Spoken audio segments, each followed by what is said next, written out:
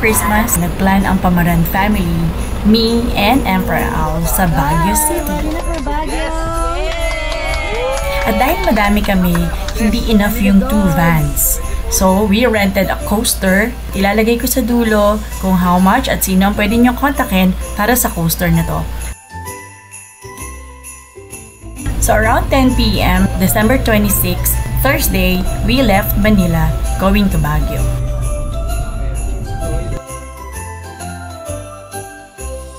Say hi nga pala kay Kuya Eloy, ang aming coach.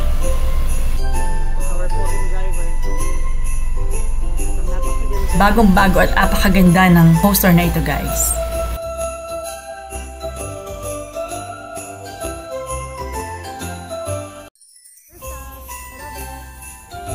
Syempre, wala pang 1 hour. First stop over na sa Lakeshore.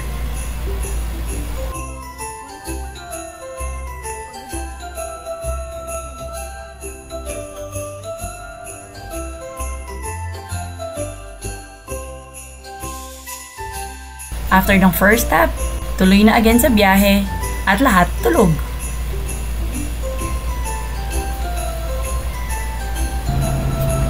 After 2 hours, nakarating kami sa Season, Pangasinan at nag-stop over for an early quick breakfast. Super laki nitong kainan na to, which is open for 24 hours, most especially sa mga pupunta sa Baguio. So meron silang tapsilog, lugaw, bulalo, tupig.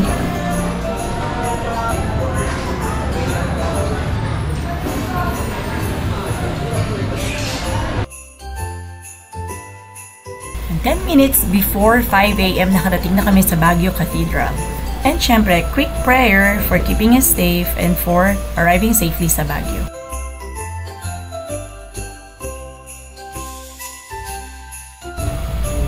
At dahil maaga kami nakarating ng Burnham Park at 3 p.m. pa ang aming check-in, nag-biking, nag-ikot-ikot sa Burnham Park. Hello! Birdie! Nag-boating muna kami. Menstrual cramp.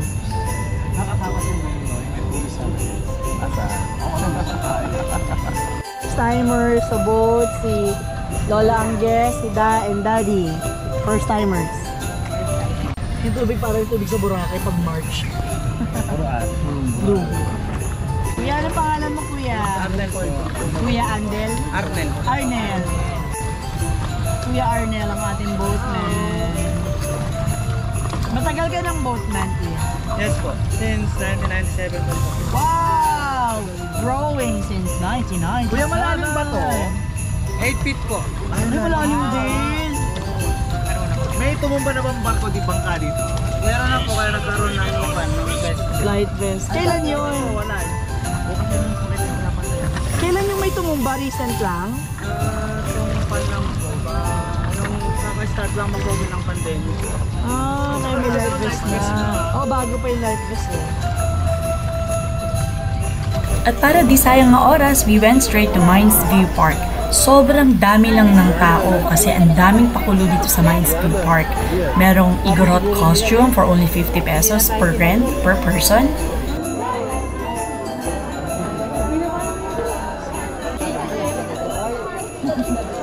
Meron ding pink na kabayo na pwede ka magpa-picture. They sell ornaments, plants, herbs, andito lahat, pati mga souvenir shops. Meron din sila dito yung famous na St. Bernard.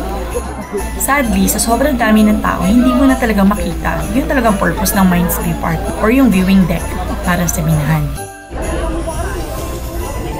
Ang nilook forward ko talaga dito sa Mines View Park ay yung street foods like yung sweet corn, dried pusit. Nga pala, parking is very difficult dito sa Mines View Park, so consider that part. And since Christmas season, expect a heavy traffic.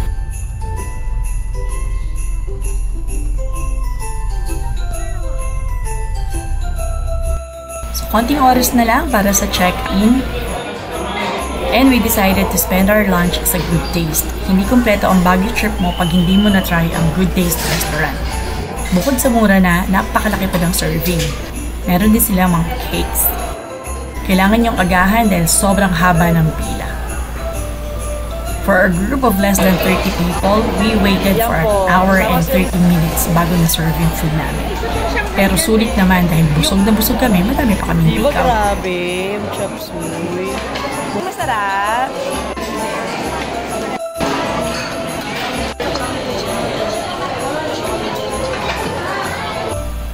So at exactly 3 p.m., we went straight na sa aming accommodation, Maria's Place Homestay.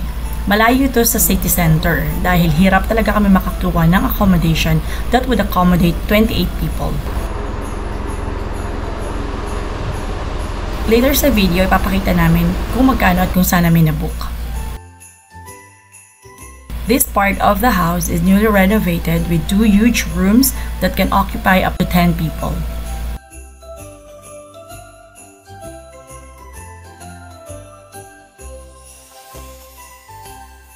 Bago yung beds, yung tiles, yung CR.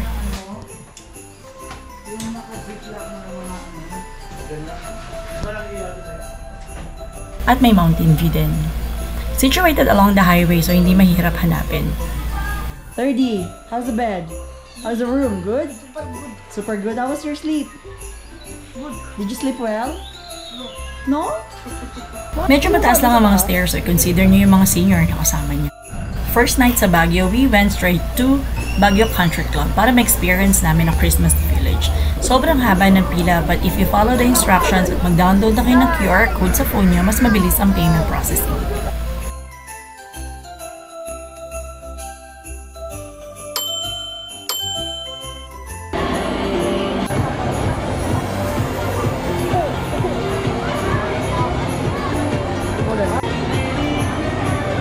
So expectedly, makapal ang crowd sa loob. Hindi masyado ma-enjoy. So meron silang artificial snow machine at may playground din para sa mga kids.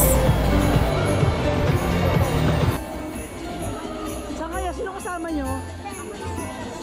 Kasi si mama mo. Sige, maghawak-hawak kayong kamay para di mawala. Punta doon natin sila kuya. Ibang klase talagang Pinoy, malamig na, nag-ice cream pa.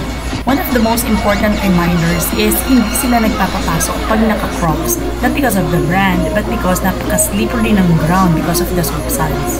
Yeah, para sa akin, hindi masyadong worth it yung price, yung entrance fee para sa experience or because napakadami nga kasi ng ayan nga, punong-puno na ng sabon yung sapatos na. Pero kung first time nyo sa Christmas Village, pwede na rin itry para lang ma-experience ng family. Good morning! Day 2 sa Baguio. So we went straight to Camp John Hay para hanapin yung old Starbucks. Dalawa kasi yung Starbucks sa Camp John Hay. Merong isa dito sa unahan, which is very small lang, at yung old Starbucks na mas malaki.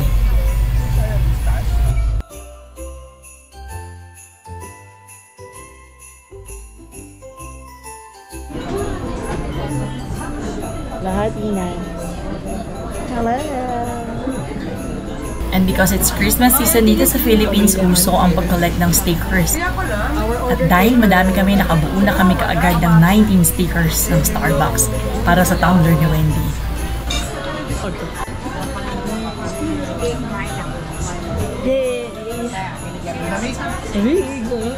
Lamig pero 90% ng order, frappuccino. Nice. Yung dalawang budget. After mag-coffee, tuloy na ang gala. Day 3 pa lang pero parang feeling day 7 na yung pagod namin. Pati yung mga dogs, antok na din. Pero hindi halata sa mukha namin, mukha pa rin kaming masaya. Lola Angel, kamusta naman ang day 7 sa Baguio? This is Tamawan Village pero hindi na kami huminto dito kasi sobrang kapal din ng tao and mukhang hindi rin naman ma-enjoy ng mga bata at ng mga seniors kasi medyo pataas tong lugar na to. So we went straight to the Igorot Stone Kingdom.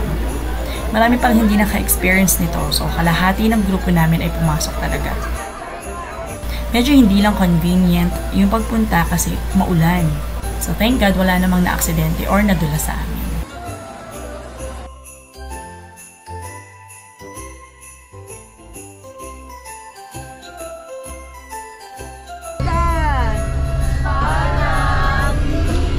Tuloy ang gala kahit maulan, idaan na lang natin sa kanta.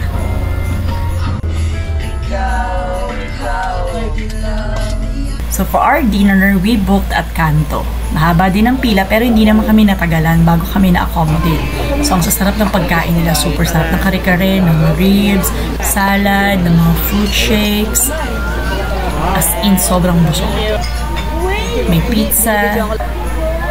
Hindi naman halata, di ba? Busog kami.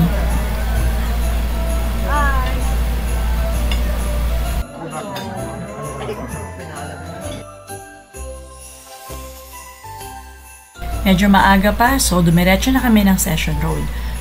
Konting pictures at yung mga bagets ay nag-rides lang.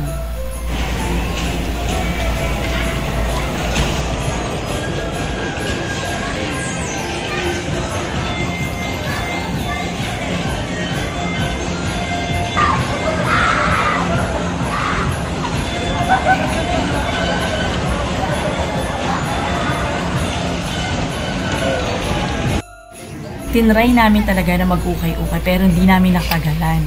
Siguro mga 10 minutes lang kami sa loob at umuwi na. Last day namin sa Baguio, before we went home, tumaan muna kami sa Strawberry Farm.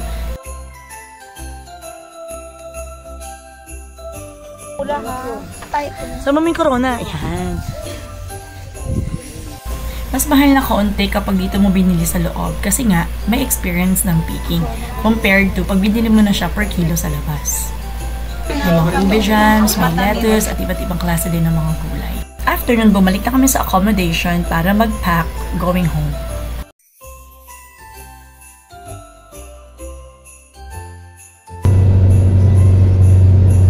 Sobrang unforgettable ng trip na ito kasi kahit pagod kami at magulo, maingay pero sobrang saya.